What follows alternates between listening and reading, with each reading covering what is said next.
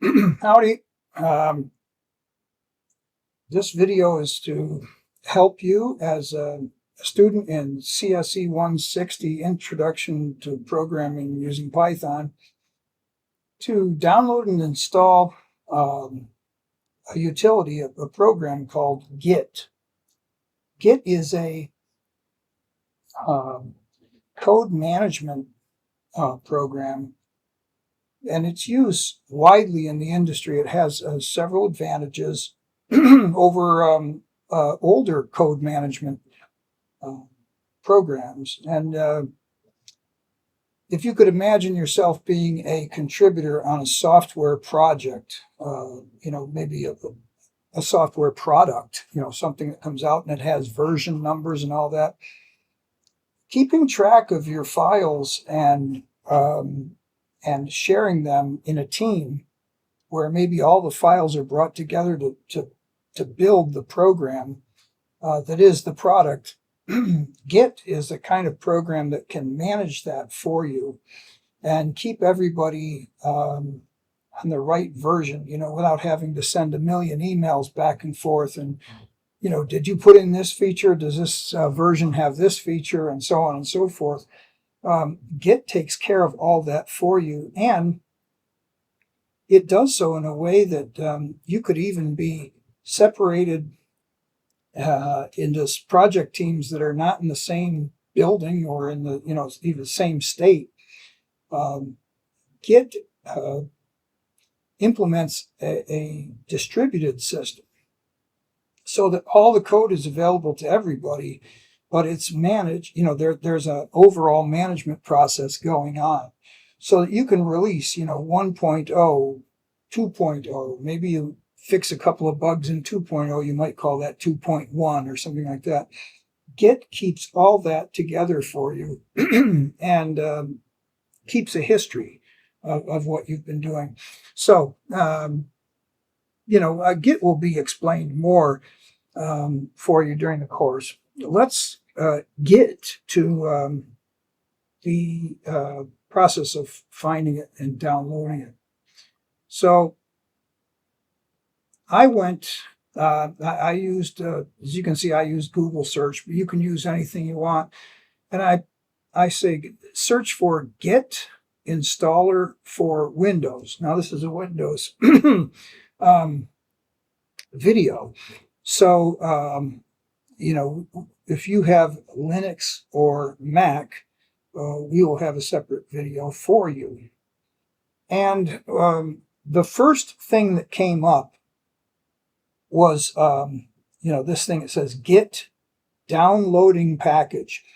And it takes you to this URL right here. It says, HTTPS, that's the secure hypertext transfer protocol, Git-SCM. And SCM stands for source code management. Source code is the programs you write in some sort of native language kind of arrangement, and then they're compiled into ones and zeros to make the end product or end project or whatever you want to call it, and so we're going to this place and download Win, and when we go there, you will be seeing a screen like this. And you'll see a number of ways to get Git for Windows. We highly recommend 64-bit systems here. The 32-bit systems are really having a tough time doing all the things that one needs to have done.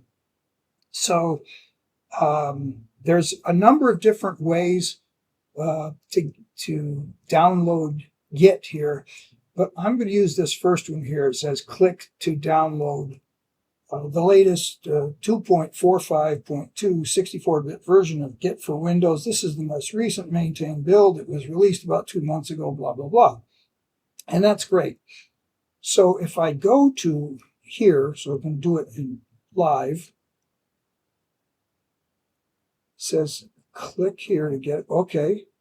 a window comes up and it says, right here, get 2.45.264-bit. And that parentheses 1 means I that I already have a copy there. But let's go ahead. I'm going to, let me see if I've,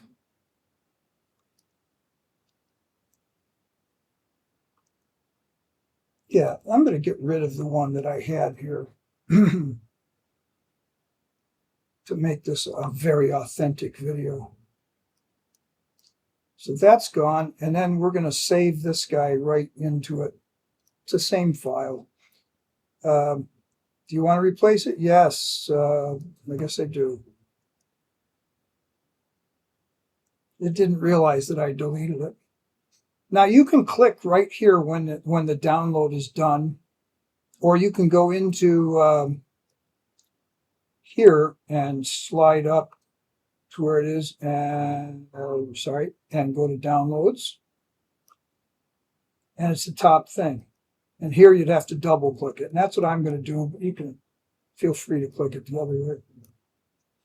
It says, do you want to change? Do you want this program to change your system? And yes, we do. We're going to say next. That was the license it's under. Here's a very sensible place to put this. Now, in my case, this folder exists because I had Git. I uninstalled it so I could show you this installation. And it says, this folder already exists. Would you like to install the folder? Yes, I would. And everything here I'm going to just say next to the optimum, the default kind of install things are good.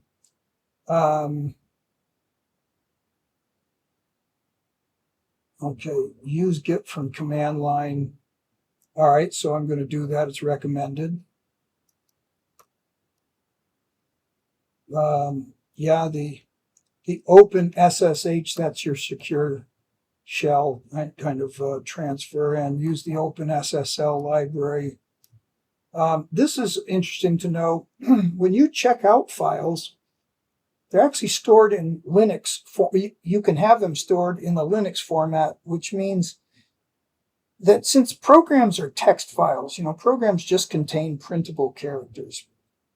And in Linux, they just have a new line character, which is a line feed, to end each line.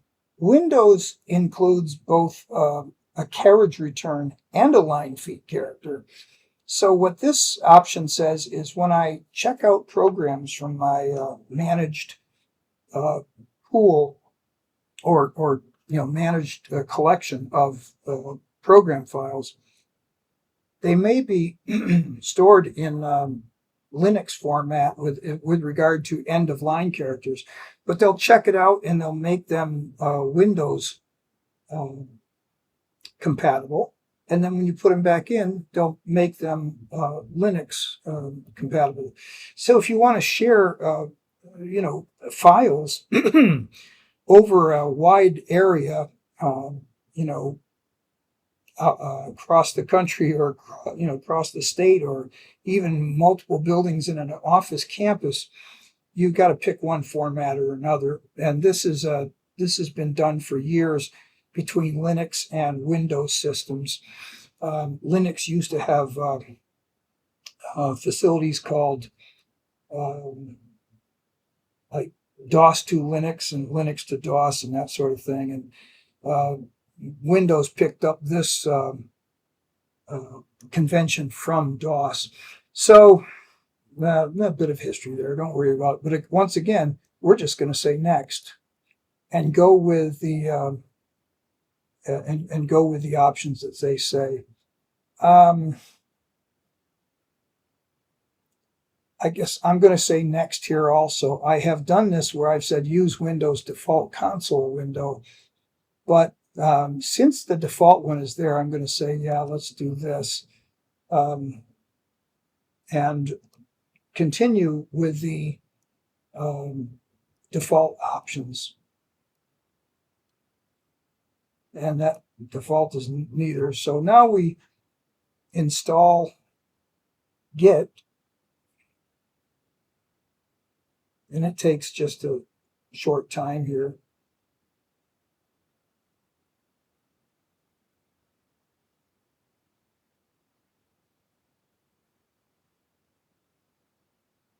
And we're almost done.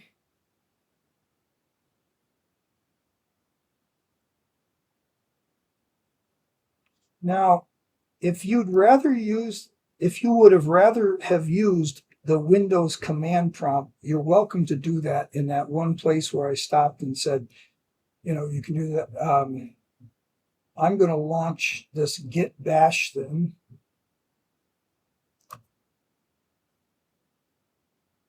I think we can get rid of that stuff there. Now, this is some release notes. It's actually a file on your system that tells you things that were updated, blah blah blah. And these more or less involve, pretty sophisticated usage things.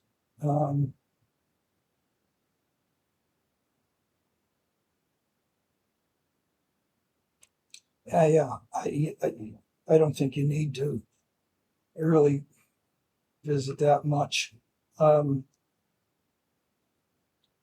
So we've installed it, and somewhere, I believe, here it is, this funny rhombus down here, this diamond shape, is this special terminal.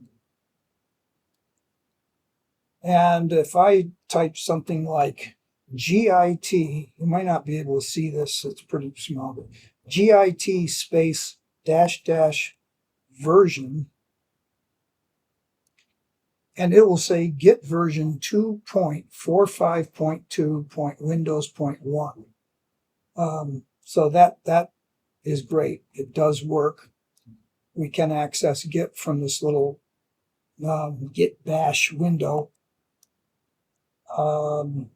We can also try, I don't know if it'll do it or not, but we can run this thing called the Windows command prompt. I've run it before, but if I were to put in here, let's see, CMD, you see command prompt, I can click this and run it.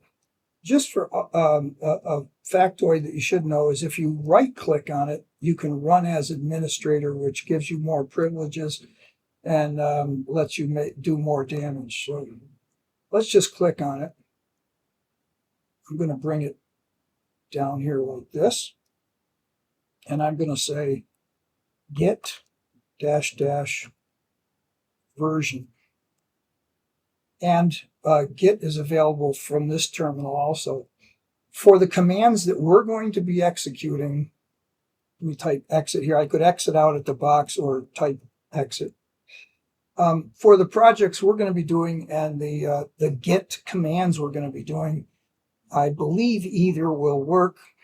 And again, we'll be working at a very canonical basic level in Git. The concepts won't be extended and multi-layered. You'll be just getting files that you can edit and change, and then telling Git that you've changed them and you'd like the changes recorded and kept track of. That kind of thing is what you'll do with Git. So thank you very much for putting up with this. I hope you were able to install Git successfully, and we'll see you in another of these installation videos. Okay? Bye-bye. Take it easy. Looking forward.